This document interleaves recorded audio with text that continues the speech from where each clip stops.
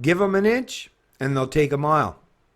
Hey everyone, that's a saying that we all should understand and recognize instinctively if you were taught the right things growing up. But apparently a lot of people have lost touch with the merit of that saying, with the truthfulness of that saying. This is a headline today. Believe it or not, after all of the bailouts, right? So whether you're talking about in the US or Canada, which, yeah, I know a lot of you Canadians, well, those of you that watch my videos, you already know this. But if you share this video with other people, they'll find out quickly. It's like, yeah, all of our banks, all the 6 big banks in Canada, yeah, they were bailed out too. It wasn't just the American banks. No. All the big 6 were bailed out. And I think it's 3 of them, 2 or 3 of them in Canada. Just look through my past videos for confirmation. They were bailed out to the tune of 1.5 times what the entire bank was worth, right? All paid for by stealing from the lowly taxer. Although, did you see your taxes go up to reflect that? Not really, not enough to pay the bills. So in reality, they're trying to push it off on the successive generations. But I guess they figure, hey, these are Keynesians, and they got that mentality just like John Maynard Keynes said was, in the end, we're all dead anyways, right? So I guess they're figuring, yeah, just keep passing that off on to successive generations because, hey, as long as I get mine when I'm dead, I don't give a shit what happens, right? Like I say, what a mentality. Headline. Dear Mr. Morneau, and this is from the Financial Post, it's time to step in and save Home Capital. Well, what do you think that could fucking mean? It's time to step in and save Home Capital. And who's Morneau? Oh, the finance minister for Ontario government. So they're asking the government, the finance minister of the Ontario government to step in and save Home Capital. The lender of last resort, basically the one that people have to go to if you can't get a mortgage in any of the big 6 banks. Like I say, these devious fucks that were already bailed the fuck out. But if you can't get a mortgage even through those people, which, I mean, they're giving out money freely, as you can see, pretty fucking easily, tell you the truth, because they're like, hey, there's no longer any moral hazard. If we do it, somebody will bail us out. So they seem to be willing to give money to just about anyone. But there are people that can't even get money from the big six, so they got to go into these secondary corporations that'll capitalize their loans that they borrow against to purchase a home. And Home Capital are one of those secondary mortgage lenders. And as we're seeing, the depositors said, fuck this, after they heard all about all the kind of corruptness and all the shit that's going on in Home Capital. All the investors and the depositors said, and they took all their money out, basically. So, I mean, their stocks dropped off a cliff, right? They don't even have enough money they're not capitalized in any way, so they're looking to get bailed out. And there was a pension fund that was attempted to, but they wanted high interest rates. So you've seen, like I say, all cronyism, corporations and government fucks working together to try to prop up this failing system. But even that is not enough, right? Because people are like, I don't want to fucking touch that third rail. I know what that entails. So everyone's like looking for the exits.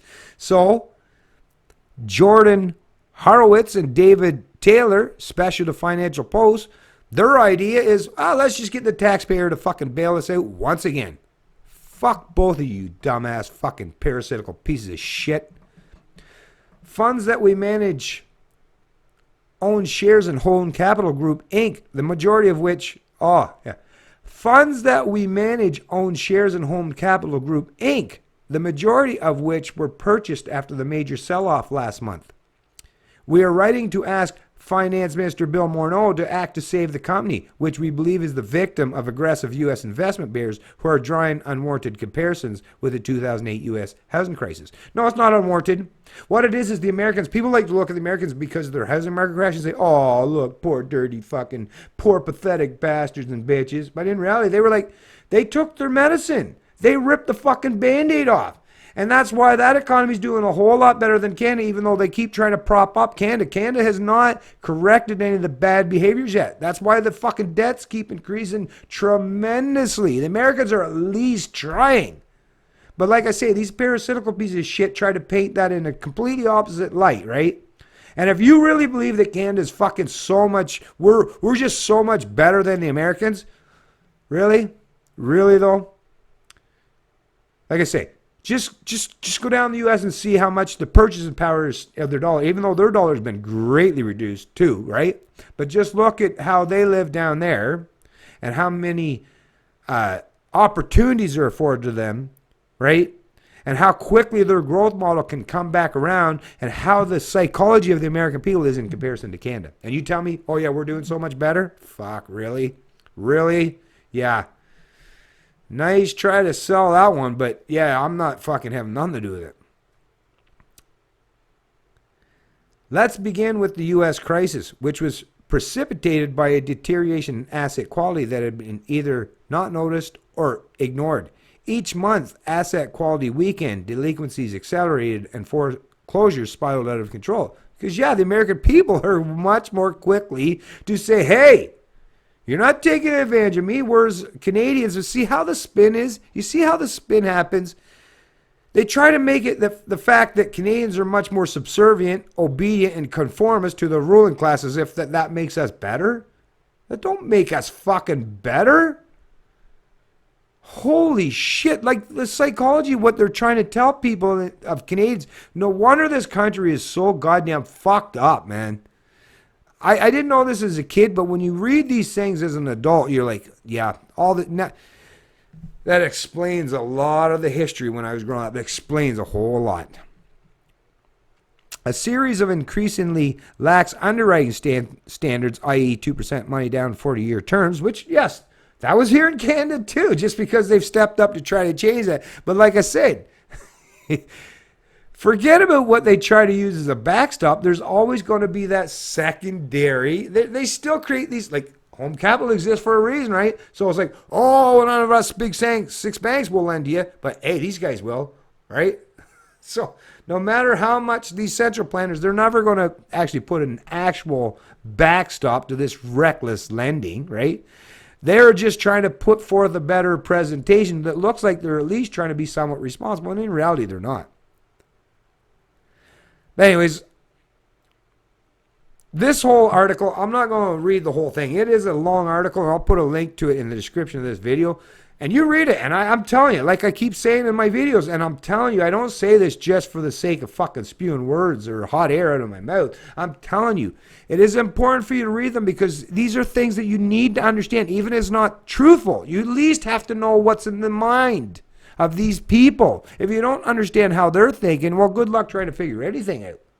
So, when I share these articles in the description of my video, don't just scroll by it. Click on the fucking thing and read it.